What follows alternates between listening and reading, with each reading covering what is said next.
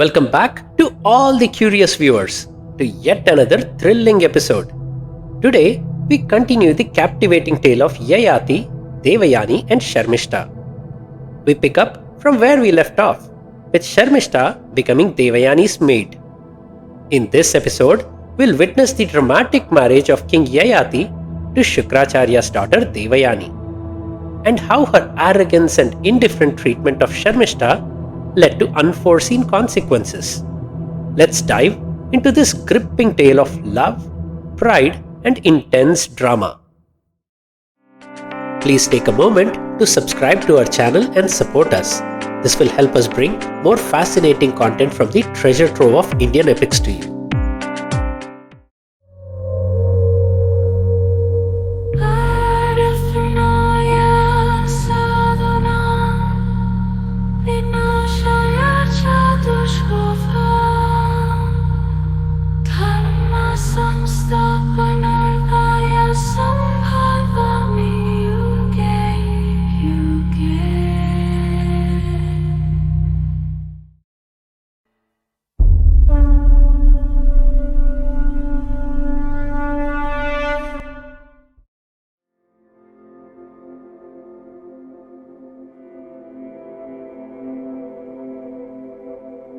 Vaishampayana continues narrating the story to King Janamejaya and the audience gathered at the snake sacrifice ritual.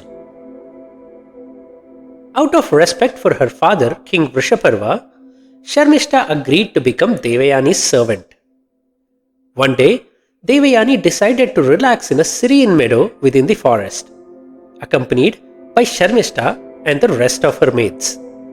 As Sharmishta attended to Devayani's needs, King Yayati happened to pass by after a hunting expedition. Captivated by Sharmishta's beauty, he felt compelled to inquire about her. Recognizing Devayani from their previous encounter, when he had rescued her from drowning in the river, Yayati approached her and asked about the woman accompanying her. Noticing his gaze lingering on Sharmishta, Devayani tried to distract him by proudly declaring herself the daughter of the great Rishi Shukracharya. She then pointed to Sharmishta, stating that she was the daughter of the Asura king Vrushaparva, now reduced to a maid due to her fate. Yayati, still glancing at Sharmishta, introduced himself as the son of the illustrious king Nahusha, highlighting the similarity in royal lineage between himself and Sharmishta. Devayani's pride was hurt as she noticed Yayati stealing glances at Sharmishta. She felt overlooked, convinced that Yayati was ignoring her beauty and focusing on Sharmishta instead. Remembering Kacha's curse that no Brahmin would marry her, Devayani saw this as a golden opportunity to secure a happy life as a queen and also stop Sharmishta from getting married to a handsome king. She boldly proposed marriage to Yayati, suggesting that all her maids, including Sharmishta, would serve them both after marriage. Yayati found himself in a difficult position, unsure how to refuse without offending Shukracharya's daughter. He politely declined, explaining that a king cannot marry a Brahmin girl. Sensing his hesitation, Devayani asked if he would agree if Shukracharya blessed their union. Reluctantly, Yayati said yes. Determined not to let him slip away, Devayani quickly sent a maid to fetch her father. When Shukracharya arrived, Devayani cleverly manipulated the situation.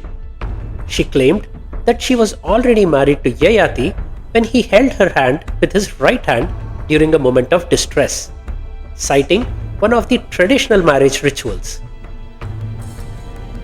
Yayati was speechless at how she twisted the incident where he had saved her from drowning. Bound by his deep love for his daughter, Shukracharya asked Yayati to marry Devayani and lead a happy life together. Using his powers, Shukracharya absolved Yayati of the sin of a king marrying a Brahmin girl, but cautioned him never to get intimate with Sharmishta.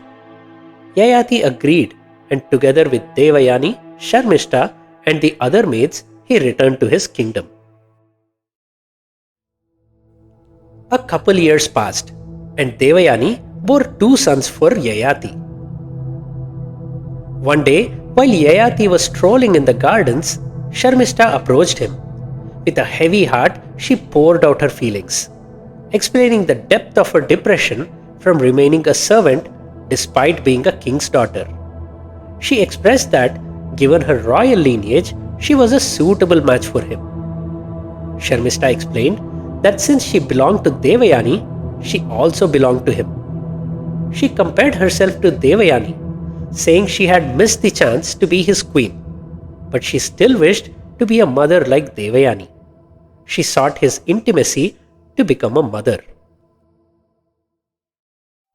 Seeing Sharmishta as an ideal match and unable to deny her the chance to be a mother, Yayati secretly united with her over the years and fathered 3 sons. One day, Devayani noticed the 3 boys playing in the garden, their features strikingly similar to her husband's. Curious and suspicious, she approached them and asked about their parents. The boys pointed to Sharmishta and Yayati as their mother and father. Heartbroken by this betrayal, Devayani regretted making Sharmishta her maid and keeping her in servitude even after her marriage. Overcome with sorrow, she wept, feeling that Sharmishta had cunningly stolen her love. With a heavy heart, she left Yayati and rushed to her father. Yayati followed Devayani, his heart pounding with fear of Shukracharya's wrath. Devayani tearfully narrated the betrayal, revealing that Yayati had fathered 3 children with Sharmishta. Enraged, Shukracharya cursed Yayati to lose his youth and become an old, feeble man devoid of strength. Instantly, Yayati turned old and weak. Desperate to save himself, he fell at the Rishi's feet, begging for mercy. Quickly thinking of a way out of the curse, he pleaded with Shukracharya, claiming he still had a deep desire for Devayani and wished for his youth back to spend more time with her. His plea was an attempt to soothe Devayani's pride and find a way to lift the curse. Calmed by his words, Devayani softened, and Shukracharya offered a solution. He declared that Yayati could transfer his old age to any of his sons, take their youth, and live a happy life with Devayani. When he chose to renounce worldly pleasures, he could return the youth to his son and reclaim his old age. The son who agreed would become the heir to the throne. The 2 sons he had with Devayani and the first 2 sons he had with Sharmishta refused his request. However, his youngest son, Puru, out of deep love for his father, agreed to the arrangement. Yayati took Puru's youth, experienced worldly pleasures for a few more years, and then returned it to him.